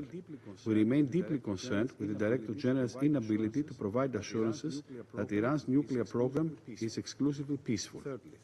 Thirdly, Greece continues to view the JCPOA, as endorsed by this Council through Resolution 2231, as the best available framework to ensure that Iran's nuclear program remains exclusively peaceful. Its full and effective implementation would provide both transparency and confidence, not only with regard to verification, but also with a view towards sanctions relief, economic developments, and regional de-escalation. It is in this spirit that we fully support all diplomatic efforts to secure Tehran's full compliance with its obligations under the JCPOA. We welcome last Friday E3 Iran talks, while we call for the resumption of the US-Iran talks. As a country with historical ties and geographical proximity to the region, Greece stands ready to support all constructive efforts aimed at de-escalation, diplomacy and dialogue. Madam President, in closing, let me stress that Iran, as a matter of fact no other nation, must never be allowed to acquire nuclear weapons. The international community cannot afford a major nuclear proliferation crisis. With the credibility of the global non-proliferation regime at stake, and with military escalation threatening the security and stability of the Middle East, the time has come for responsible action. We call on all parties to demonstrate political will, engage meaningfully and in good faith, and reaffirm the commitment to dialogue and diplomacy. As the events of the last day demonstrate, we are glad that even in these very difficult circumstances, the window of diplomacy has remained open, and there is now an opportunity for addressing through dialogue all concerns about the Iranian nuclear program. I thank you. Thank the representative of Greece for his statement, and I give the floor now to the representative of Denmark. And as others, I thank Under-Secretary General DiCarlo, Ambassador Lambrinidis, and Ambassador Zogar for your briefings and updates. Madam President, the situation in the Middle East continues to evolve. We welcome the announced ceasefire between Israel and Iran as a critical step towards de-escalation in a region that has endured far too much instability. We urge both parties to adhere to it and to abide by the obligations under the UN Charter and international law. This moment must be seized. Not only to consolidate gains in regional security, but also to create the necessary space for renewed diplomatic engagement on the nuclear file. It is in the interest of all parties to pursue a negotiated solution, which is the only viable path to restore stability and lasting peace in the region. Madam President, even before the recent developments, Denmark has continuously expressed our concern about Iran's nuclear trajectory and its activities in blatant violation of the JCPOA. We have also persistently warned against an Iranian withdrawal from the Non-Proliferation Treaty. Our position is clear. Iran must never be allowed to acquire a nuclear weapon. This follows Iran's obligations under the Non-Proliferation Treaty and its commitments under the JCPOA. It is therefore deeply alarming that the recent IAEA report shows that Iran has failed to declare nuclear material in its possession and demonstrate that Iran has impeded and obstructed agency verification activities, as also conveyed by the 2231 facilitator letter. We reiterate our great concern that the IAEA is unable to assure that the Iranian nuclear program is exclusively peaceful. These concerns are furthered by Iran's production and stockpiling of vast amounts of enriched uranium with no plausible civilian purpose. It still remains unclear whether Iran has ceased its enriching activities. We do not take it lightly and call on Iran to change its course of action and abide by its obligation. This remains true, even if recent events have changed the circumstances surrounding the Iranian nuclear issue. Madam President, as many has highlighted here today, this is the last mandated meeting before the expiration of the JCPOA, meaning there is no time to spare. Iran must therefore engage seriously in negotiations with the international community, leading to an agreement which addresses all concerns related to its nuclear program. Securing an agreement on the nuclear issue has the potential to foster lasting stability in the Middle East. All efforts must be deployed to this end. The role of the IAEA's verification and monitoring of Iran's nuclear program remains imperative, also in the current situation. Denmark strongly supports the agency's professional and impartial efforts in carrying out its mandate to verify the implementation of Iran's safeguard obligations, especially during these complex circumstances where the safety and security of the inspectors must also be kept in mind. Madam President, in closing, we continue to call for a diplomatic solution. Only a negotiated solution can bring a lasting settlement to concerns about Iran's nuclear program. Thank you. I thank the representative of Denmark for her statement, and I give the floor to the representative of Pakistan. Thank you, Madam President. Thank you, Madam President. We thank Under-Secretary General Rosemary DiCarlo and Ambassador Stavros Lambrinidis for their briefings. I would also like to thank Ambassador Samuel Zogar for presenting the report in his capacity as the facilitator of the 2231 format. Madam President, the core common element of these three briefings that we just heard in this meeting was the primacy of a peaceful diplomatic solution. We are meeting at a crucial point in the implementation of Resolution 2231 and Security Council's consideration of Iran's nuclear issue. Obviously, the developments of the past 2 weeks have impacted the context of the whole issue and have a bearing on our discussions today. However, what has not changed are the fundamental principles and multilateral spirit behind the Joint Comprehensive Plan of Action and the Resolution 2231 adopted 10 years ago. The JCPOA was a unique instrument, manifestation of an approach based on dialogue, diplomacy, and pragmatism. It was the outcome of painstaking and arduous, yet constructive negotiations. It charted a roadmap to comprehensively address the concerns of the parties concerned by clearly defining their relevant obligations and responsibilities. While proceeding very well, the agreement was regrettably disrupted, leaving many complications in its wake that impacted the full and faithful implementation of the JCPOA by various parties. Notwithstanding those challenges, the most widely held view was that dialogue, diplomacy, and constructive engagement was the only viable way forward.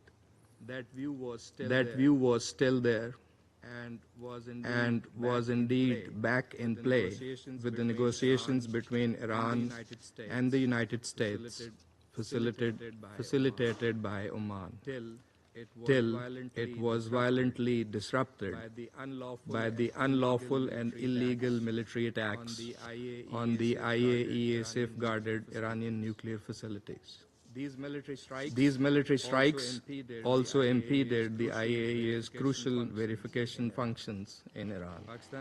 Pakistan has expressed its clear position on these developments in this chamber and elsewhere over the past 2 weeks. Our leadership has also remained actively engaged with counterparts from many other countries during this period. Madam President, what we have witnessed should never have happened. Even now, it is our firm belief that these actions should not be allowed to further complicate the peaceful resolution of long-standing issues, as well as the full and effective implementation of Resolution 2231. We reaffirm our support for the resolution of the Iranian nuclear issue through peaceful means, diplomatic engagement, and sustained dialogue. Pakistan advocates the preservation and renewal of the JCPOA or its substitution by an equally sound agreement that is acceptable to all sides before it expires in October this year.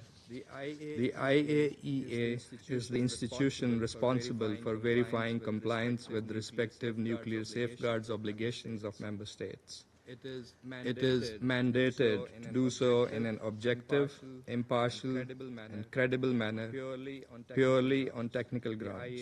The IAEA must be enabled to fulfill this statutory function. We believe that verification activities by the IAEA should continue unimpeded. The IAEA must continue its work in an impartial and apolitical manner to provide objective reporting and credible information regarding the issues under its purview. Madam President, with regards to recent developments in the region, I would like to emphasize the following points. First, condemnation of violation of the sovereignty and territorial integrity of member states, and the threat or use of force to settle disputes. Second, clear rejection of attacks on IAEA safeguarded nuclear facilities, which violate Security Council and IAEA resolutions as well as international humanitarian law. Third, we request the Secretary General to report on the implications of these developments on the implementation of Resolution 2231, particularly those arising from military strikes against nuclear facilities. And we also request the Director General IAEA to share his assessment from legal, technical, safety, security, and safeguards points of view. Fourth, we urge sustained cessation of hostilities and a permanent ceasefire to allow resumption of dialogue and verification activities by the IAEA. Fifth, there is an urgent need to renew diplomatic engagement to seriously and faithfully address the outstanding issues in a cooperative manner as per the rights, obligations, and responsibilities of the parties concerned. Madam President, we welcome the announcement of the ceasefire understanding between Iran and Israel, and we expect this to be fully respected. We commend all those who played a pivotal role in facilitating this development and hope this positive step will contribute to lasting peace and stability in the region. This is a vital step that must now be followed up by constructive and comprehensive engagement. Pakistan firmly believes that all disputes must be resolved in accordance with the principles of the UN Charter and international law, including respect for sovereignty and territorial integrity. We call on all parties to fulfill their respective obligations and responsibilities and avoid any further escalation. Most importantly, the trust and confidence in the diplomatic engagement that was damaged by the unprovoked aggression must be meticulously restored. The Council should allow sufficient time to continuing efforts between the IAEA and Iran, as well as other parties, to resolve outstanding issues. Recent developments have yet again manifested the grave dangers that present themselves when there are violations of the UN Charter and international law. The cost of seeking to resolve issues through military means is more than evident. The region, and indeed the whole world, cannot be held hostage to such adventures, dangerous precedents, and spiraling escalations. Diplomatic engagement and the resumption of dialogue are the best means to resolve all outstanding issues. Diplomacy has delivered previously, and with the necessary political will, it can certainly deliver again. Lastly, allow me to inform the Council that following up on the draft resolution circulated by China, Pakistan, and Russia on Sunday, we have updated and revised the text to reflect the latest developments, including the ceasefire, and have circulated it to Council members. Securing the ceasefire was one of the primary objectives of the draft resolution, in addition to calling for a negotiated settlement of the Iranian nuclear issue and promoting respect for international law under all circumstances. We will engage constructively with fellow members on the text of this draft resolution with a view to arriving at a consensus outcome, signifying the Council's support for sustained ceasefire and sustained dialogue and diplomatic engagement for a lasting solution. I thank you. I thank the representative of Pakistan for his statement, and I give the floor to the representative of the United Kingdom. Thank you, President. And I thank Under-Secretary General DiCarlo, Ambassador Lambrinidis, and Ambassador Zogar for your briefings. Let me start by welcoming the announcement by President Trump of a ceasefire between Israel and Iran. But the situation remains extremely fragile. We call on all sides to respect the ceasefire in full. Our priority remains stability in the Middle East, and we are clear that restarting this conflict is in no one's interest. Now is the time for a return to diplomacy. We, along with our partners, are clear that only diplomacy can achieve a durable solution to the Iranian nuclear threat. We urge Iran to take this opportunity to engage in negotiations now. It is critical that Iran does not miss this window for diplomacy. President, as we know, Iran's nuclear program has been far beyond any credible civilian justification, including an enriched uranium stockpile 40 times the limit set by the JCPOA. It is urgent that the IAEA have full access, especially on Iran's enriched uranium stockpile. We have been clear that Iran cannot develop or acquire a nuclear weapon. The UK, alongside our E3 partners, stands ready to support efforts towards a negotiated solution. We will use all diplomatic levers at our disposal to support a negotiated outcome and ensure Iran does not develop a nuclear weapon. President, finally, we commend the IAEA and the Director General for their vital work, including under the mandate of UN Security Council Resolution 2231. They have displayed professionalism and impartiality, and they have our full support. We urge Iran to cooperate with the IAEA in the interests of both safety and diplomacy. Colleagues, we urge all parties to urgently pursue a deal that establishes international confidence long-term that Iran's nuclear program is exclusively peaceful. This ceasefire is the first step towards that. I thank you. I thank the representative of the United Kingdom for her statement, and I give the floor now to the representative of China.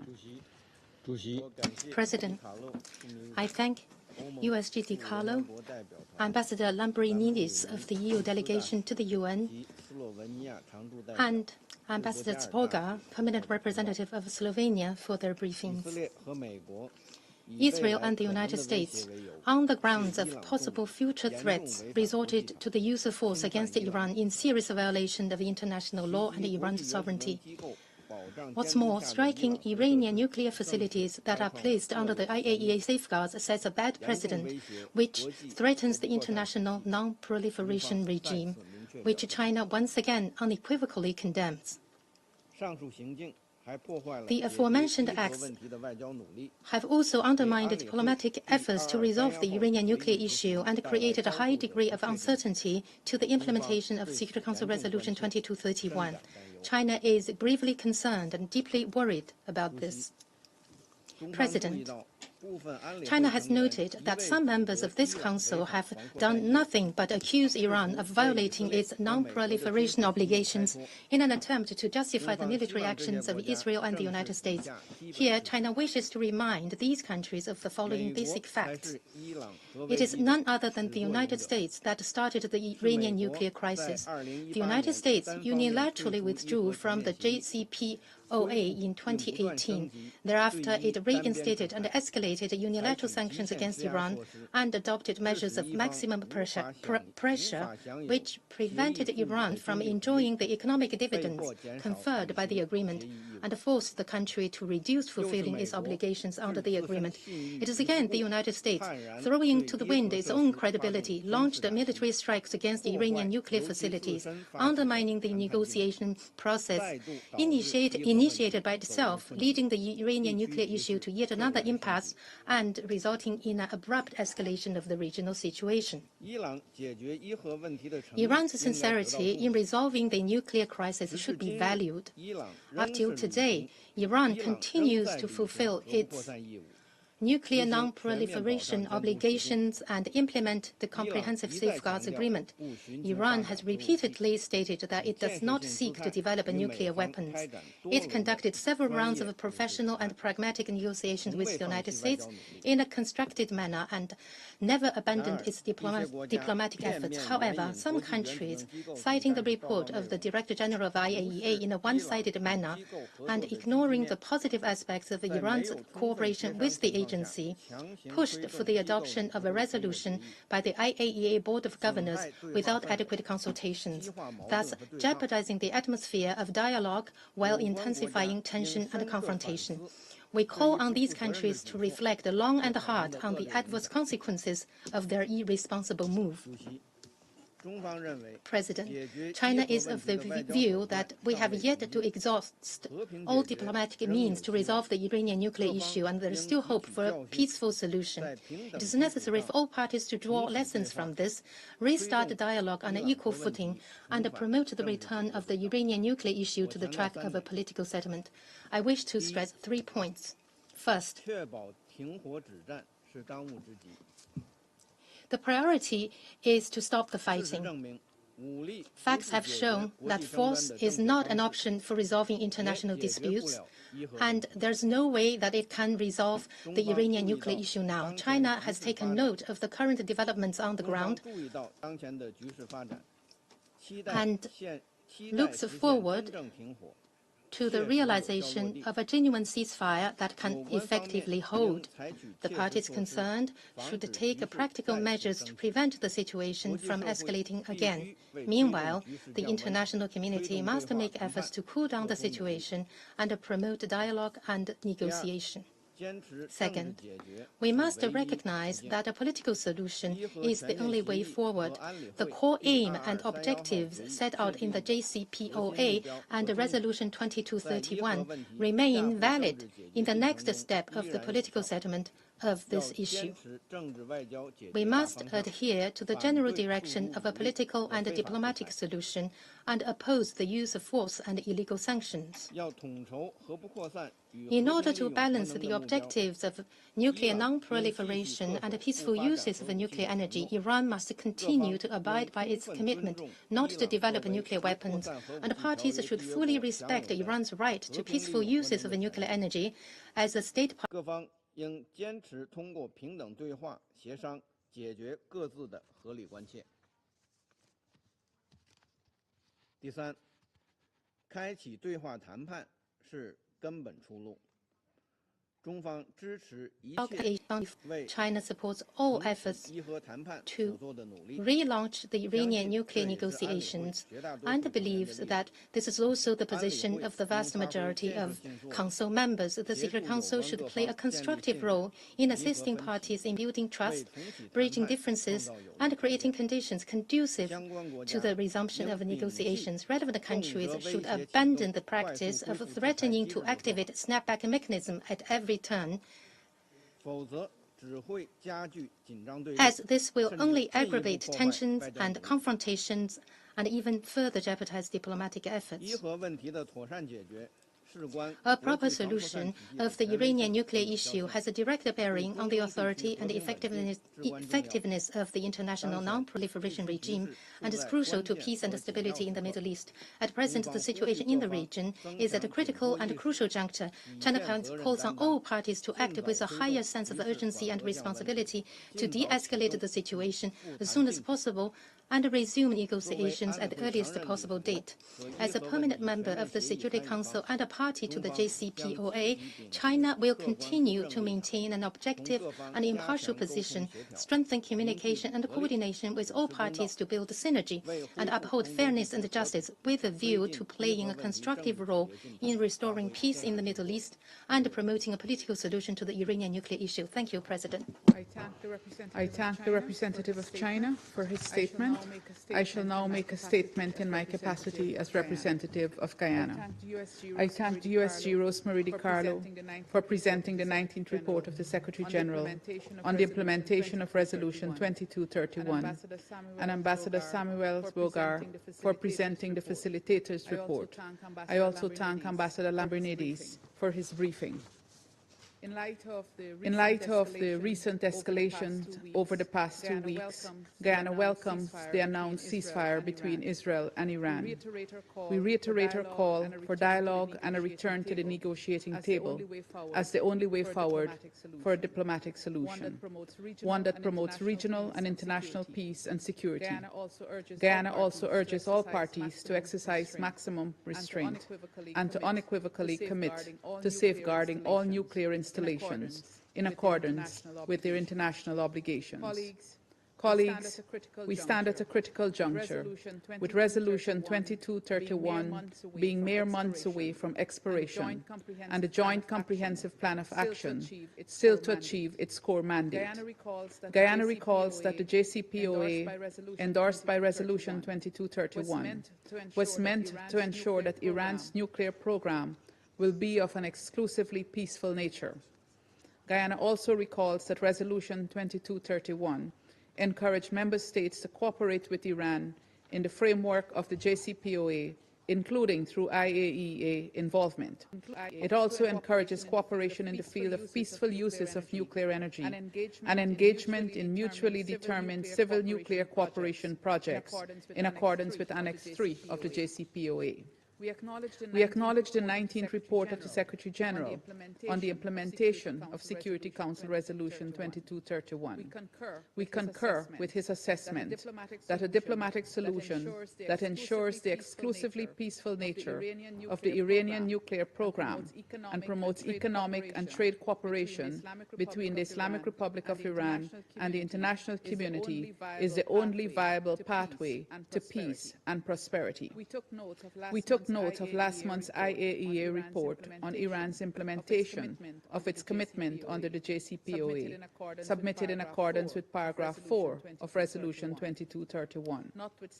Notwithstanding the current circumstances, in fact, because of it, we encourage continued cooperation between the IAEA and Iran, including in addressing outstanding safeguards issues and in assessing the safety and security risks of the nuclear facilities. We also support the vital efforts of the Secretary General and the Joint Commission's procurement channel in facilitating the implementation of Resolution 2231 and the plan. Colleagues, Guyana recalls that agreement on the JCPOA was reached through intensive multilateral negotiations. We must continue to work towards the full implementation of the plan. Guyana believes that this is vital to ensuring regional and international peace and security and for building confidence and trust among the parties. We therefore urge all participants to return to the plan and to engage in dialogue and diplomacy as a matter of urgency. Mutually assured destruction can never be a good policy. We urge stronger commitment toward the Non-Proliferation Treaty and encourage states that have not yet done so to accede to the Treaty on the Prohibition of Nuclear Weapons. We underscore the need for decisive action by the international community in advancing the abolition of nuclear weapons. In conclusion, I reiterate Guyana's commitment to a world free of nuclear weapons and one where there is greater investment in peace. I thank you. I resume my function as President of the Council. The representative of the United States has asked for the floor to make a further statement. I give her the floor. Thank you, Madam President. Thank you, Madam President. I am compelled to respond to some assertions made by certain council members. I spoke earlier about the precision operation the United States took to degrade Iran's capacity to produce a nuclear weapon. We did not take this action lightly, and we are confident that it is consistent with the inherent right of self-defense under the UN Charter. Nothing in the IAEA statute prevents states from taking legitimate steps for their own or collective self-defense. I thank you. I thank the representative of the United States for her statement, and I now give the floor to the representative of the Islamic Republic of Iran. Thank you. In the name of God, the Compassionate and Merciful, thank you, Madam President, for convening this meeting. Today is International Women's Day in Diplomacy. Let me begin by congratulating you and all women diplomats on this occasion. I also congratulate you on your successful leadership of the Council thus far in June. And I commend your tireless efforts in convening emergency meeting to draw the Security Council attention to the aggression by Israel and the United States against my country and the blatant violation. I wish to sincerely thank our brotherly and friendly nation, the State of Qatar, for its sincere and diplomatic efforts to help end Israeli aggression, establish a ceasefire, and prevent a further escalation of regional tensions that threaten peace and stability in the region. We thank the Secretary General, Ms. DiCarlo, for her briefing. We take note of the Secretary General's report. We echo ourselves with the Secretary General's call for a diplomatic solution in his report, as well as with the USG in her today's briefing. We welcome Slovenia as facilitator of Resolution 2231 and appreciate Ambassador Zogar and his team for preparing the report and today's briefing. We take note the statement made by the Ambassador Lambrinidis, head of delegation of the European Union in the capacity of the coordinator of GCPOA. Madam President, first and foremost, I wish to express my strong objection to the participation of the delegation of the Israeli regime in this meeting. Legally and procedurally, Israel has no standing to take part in this meeting. This regime has no connection to the agenda of the meeting, no resolution 2231 or the GCPOA. The participants to the GCPOA, as mentioned in resolution 2231, are clearly defined, and the Council's practice in convening meetings under this agenda item has always been limited to the GCPOA participants. Madam President, this meeting is the final Security Council briefing on Resolution 2231 before its expiration in October 2025. In this context, I would like to make following points. First, the U.S. unilateral withdrawal from the GCPOA in 2018, it then imposed illegal extraterritorial sanctions violating UN Security Council Resolution 2231. Iran has honored its commitment in constraint the United States with the full support from the UK, France and Germany has repeatedly violated both the spirit and letter of the GCPOA. As well as Resolution 2231. The root causes of the current situation are simple and clear. Therefore, they are not in a position to accuse Iran of non-compliance. Second, today's meeting takes place as my country faces an unprovoked military aggression that blatantly violates international law, the UN Charter, the Statute of the IAEA, the General Conference Resolution, and Resolution 2231. This Resolution 2231 calls on all UN member states to avoid actions that undermine the resolution and the GCPOA. However, with the full U.S. support, Israel has targeted Iran's peaceful nuclear facilities, civilians and civilian infrastructure. Israel falsely justified these attacks on Iran's peaceful nuclear program as an imminent threat. This claim is baseless and has no legal base. In reality, Israel, the region's only undeclared nuclear-armed entity and non-party to NPT, refused IAEA inspections and monitoring, while Iran complies with the NPT and has subjected its nuclear program to the most rigorous IAEA monitoring. The breach of Resolution 2231 and international law is not limited to Israel. The United States, a permanent council member responsible for upholding its resolution, also attacked Iran nuclear facilities under IAEA safeguard. Third, it is profoundly troubling that even after a decade of Resolution 2231, Iran's fully monitored peaceful nuclear program has been repeatedly targeted by Israel and the United States. These illegal actions set a dangerous precedent, undermine the non-proliferation regime, and damage the credibility of the Security Council. Resolution 2231 was intended to promote peaceful solution and strengthen the Council's role in preventing unnecessary crises. However, reckless attacks on Iran's peaceful nuclear facilities by Israel and the U.S. has gravely weakened this role. It is disappointing that the Council failed to condemn these illegal attacks, despite a strong request by Resolution 487, which prohibits such illegal acts. We call on the Council to, at the very least, explicitly condemn these aggressions and ensure they don't happen again. Fourth, the double standards are blatant. While the US, the UK, France maintain massive nuclear arsenals and overlook Israeli undeclared stockpiles, they baselessly claim Iran's peaceful program threatened international peace and security.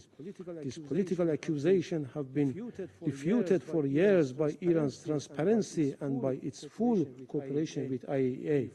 If they truly care about the non-proliferation regime, they must condemn Israel's violation of international law and Resolution 487.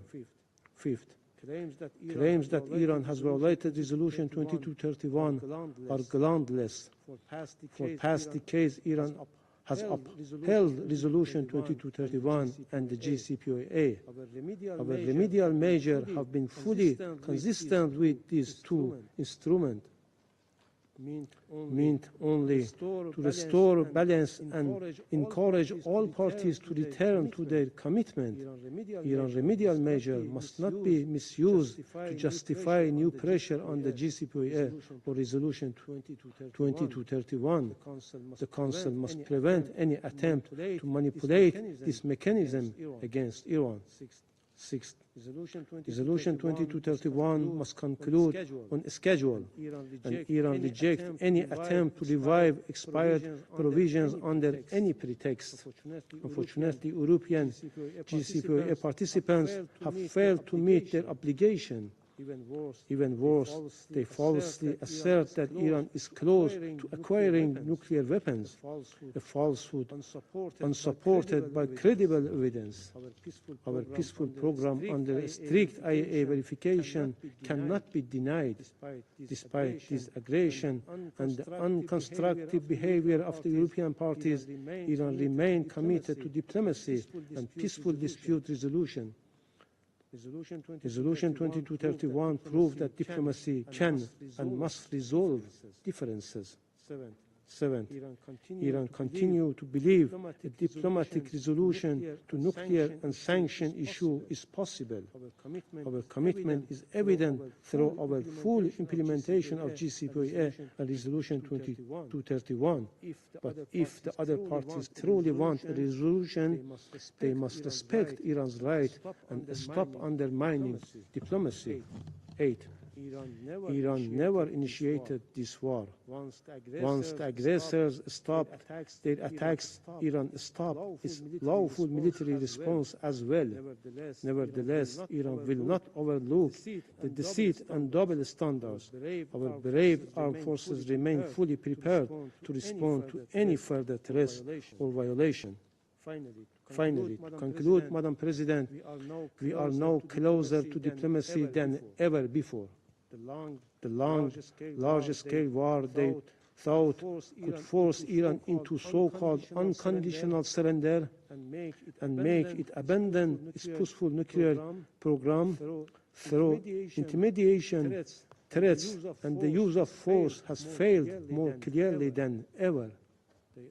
They unleashed their full military might, supporting and providing Israel with advanced fighter jets, sophisticated weaponry, and the most powerful bombs, even bunker busters, to attack Iran's peaceful nuclear facilities, and covertly, deliberately, and indiscriminately targeted civilians and critical infrastructure.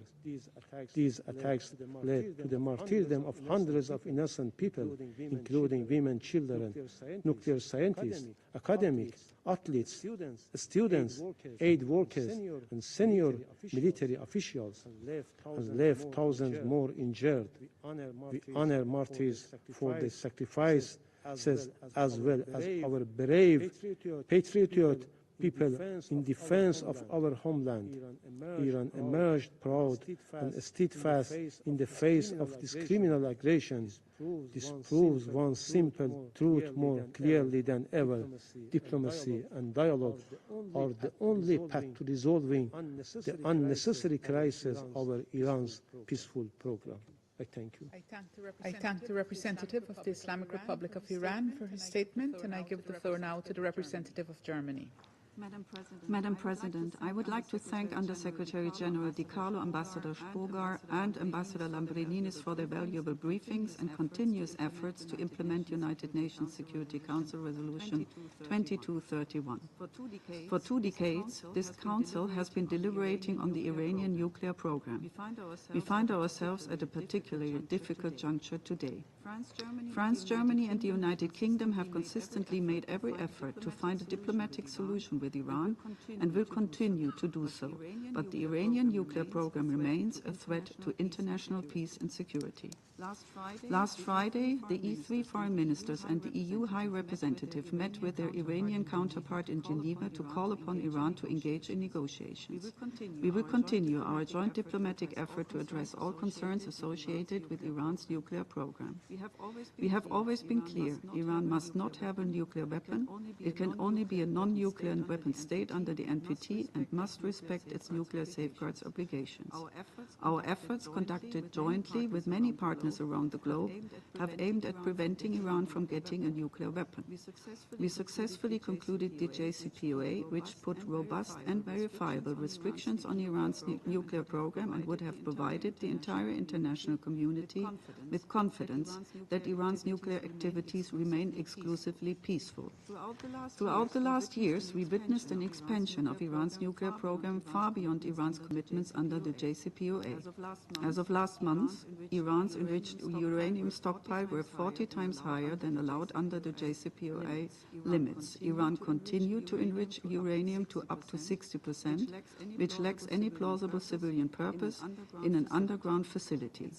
It stopped implementing almost all of its key and transparency commitments it subscribed to under the JCPOA as well. The E3 have always pursued diplomacy to find a solution to the Iranian nuclear proliferation crisis. In 21 and 22, we negotiated in good faith to bring the US back into the JCPOA and Iran to full compliance with its commitments. To no avail. Iran twice refused a fair proposal put on the table by the coordinator and decided to further escalate its nuclear program to the level we all know. In conjecture with Iran's failure to comply with its legally binding safeguards obligations, an assessment that was confirmed by the Board of Governors resolution last month, Iran's nuclear activities have remained regional and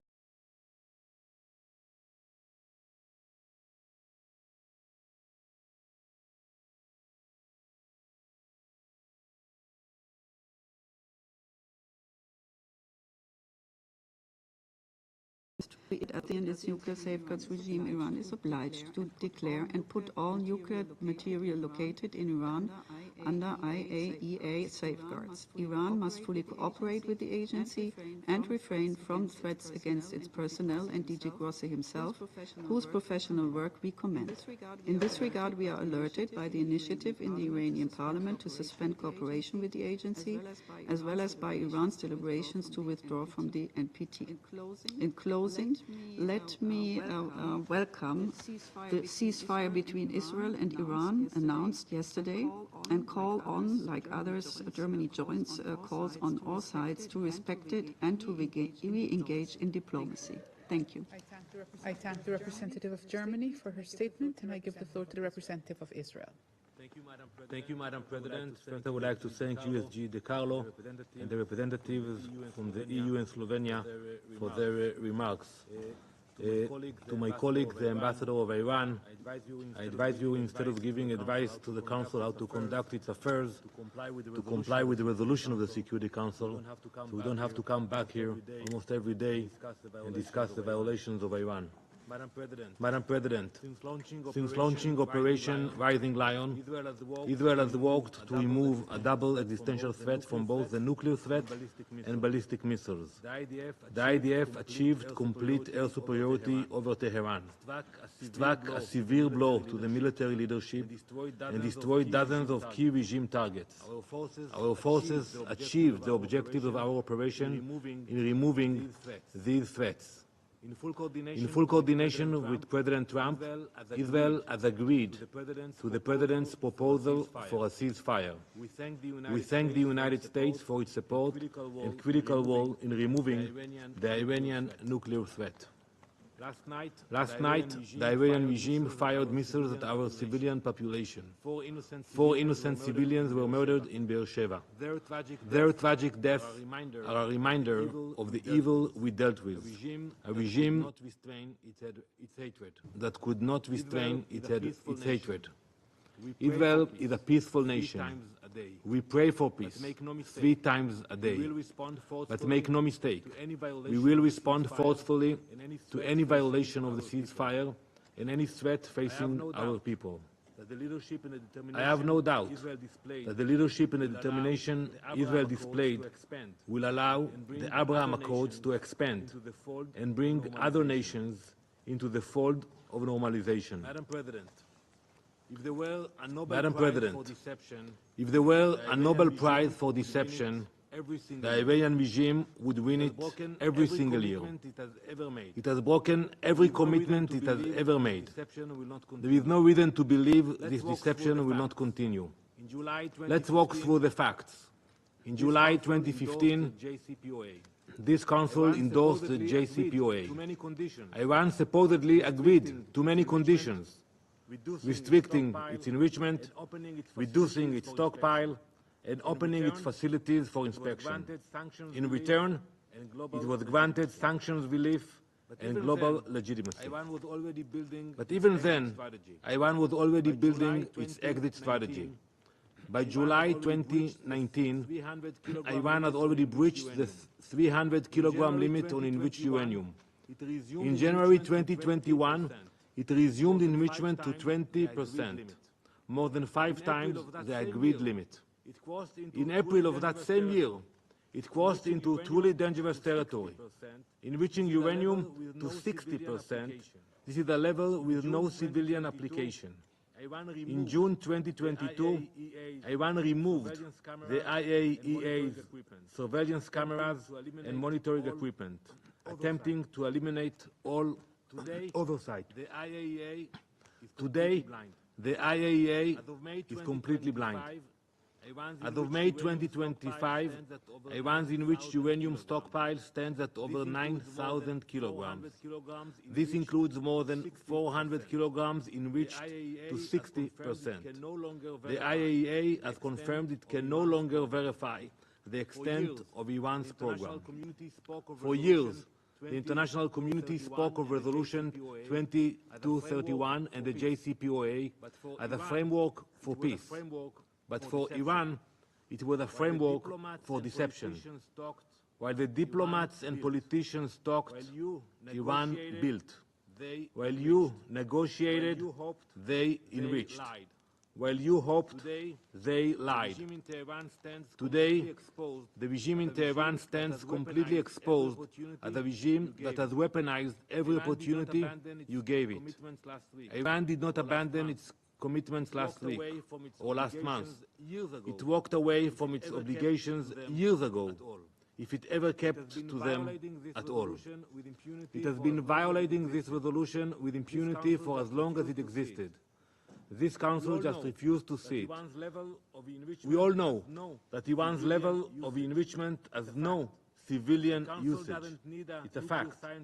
The Council doesn't need a nuclear scientist to understand what that means. The international community now knows what Israel has known for a long time.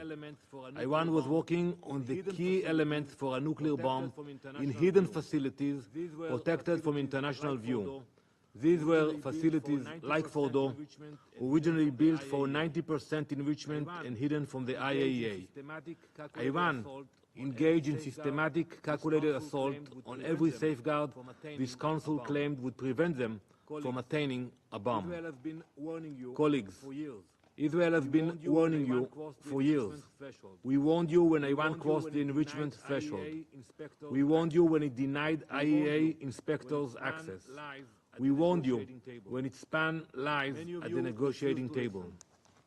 Many of you refused to listen. You held onto the illusion that diplomacy was working. You convinced yourselves that silence was stability. You told yourselves the time was on your side. It wasn't. Iran used diplomacy as cover. It used this council caution as protection. it used Resolution 2231 as protection while it built its dangerous arsenal. For years, what was Iran met with?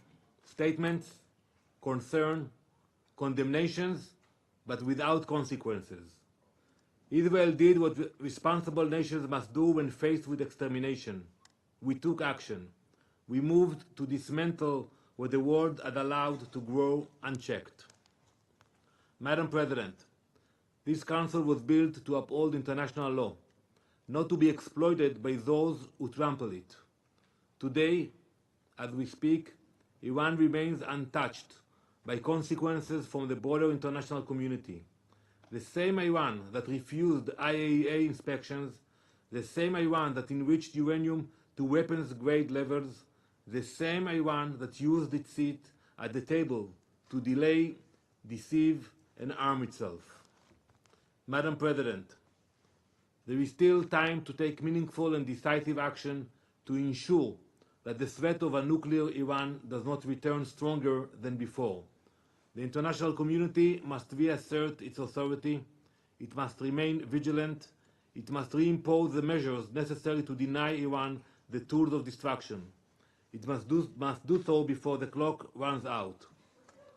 We are often told that diplomacy must be given a chance. It was given every chance, every round, every channel, every deadline, but so far it has failed. The regime in Tehran never had any intention of complying.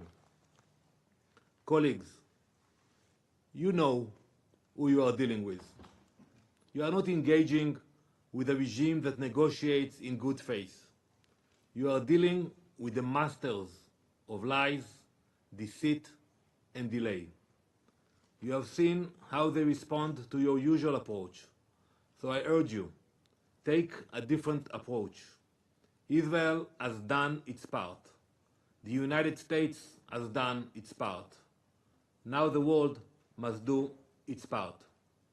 Thank you, Madam President. I thank the representative of Israel for his statement. There are no more names inscribed on the list of speakers. The meeting is adjourned.